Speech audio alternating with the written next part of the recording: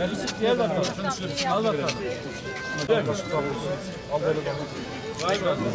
Buyurun. Yemekte evde var. Buyurun. Afiyet olsun.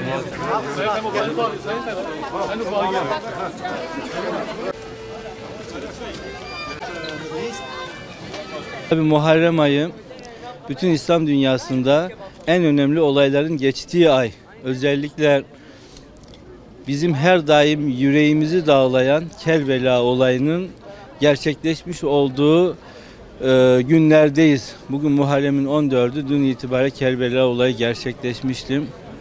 Tabii ki asıl olan tarihi olayları iyi değerlendirebilmek ve o tarihi olayları, tarihi acıların tekrar yaşanmaması noktasında gereken hassasiyeti gösterebilmek, gereken özeni gösterebilmek.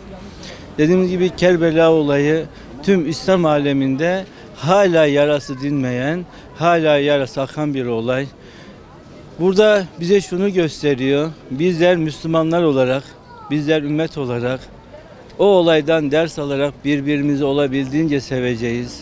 Birbirimizin farklılığını ayrışma noktasında, birbirimize düşman olma, husumet gütme noktasında değil, birbirimize olan kardeşliğimizi artırabilme noktasında kullanacağız.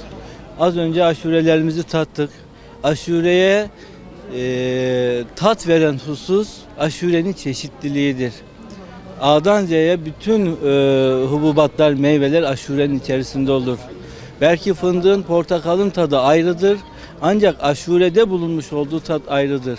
Bizim de millet olarak, Türkiye Cumhuriyeti Devleti olarak 82 milyon millet olarak farklılıklarımız var. Alevimiz var, Sünnimiz var. Kürdümüz var, Türkümüz var.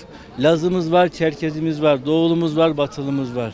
Eğer biz bu aşure gibi millet olarak da tatlı bir ve beraber tatlı olabilmek istiyorsak, kuvvetli olabilmek istiyorsak, bu zenginliğimizi kendi özümüzden bir şeyler kaybetmeden bu zenginliğimizi harmanlayabilmemiz ve bu vesileyle de muhabbetimizi, birbirimize olan sevgimizi, birbirimize olan saygımızı artırabilmemiz gerekiyor.